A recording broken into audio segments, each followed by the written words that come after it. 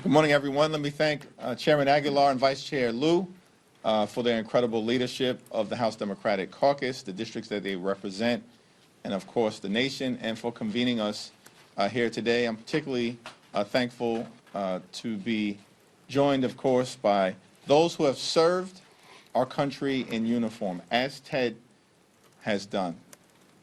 Of course, Jason and Chrissy and Gil and Pat and Maggie, who were patriots serving this country in different ways, in the military, in the national security space, and are now patriotically standing up for the American people, for our men and women in uniform, and for the Constitution. That's our commitment as House Democrats.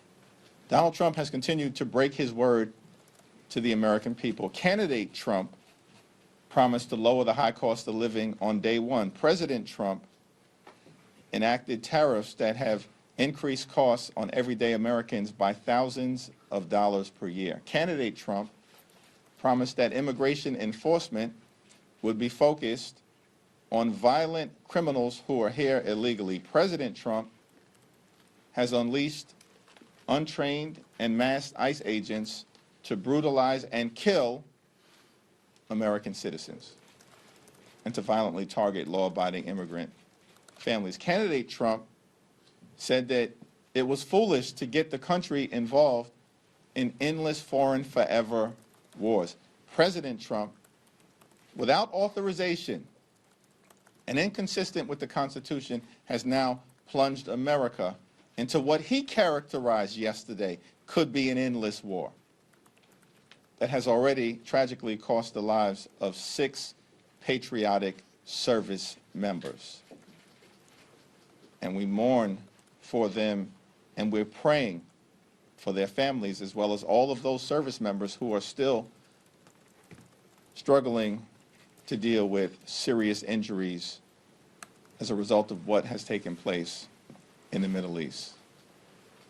The President has a responsibility to make the case to the American people as to the justification for this war, but has provided no evidence that there was an imminent threat to the American people here or abroad. It's the President who said just several months ago, in June of last year, that Iran's nuclear program had been completely and totally obliterated. That's the President's words. Did he lie to us then, or is he lying now that he's claiming that Iran was acquiring the possibility of being able to threaten us with nuclear weapons? A nuclear program he had claimed was completely and totally obliterated. The President has indicated that he's interested in regime change, but we know that regime change wars have never worked out for the American people and have cost thousands of lives of our patriotic heroes in uniform. That was the case in Vietnam, in Iraq, and in Afghanistan.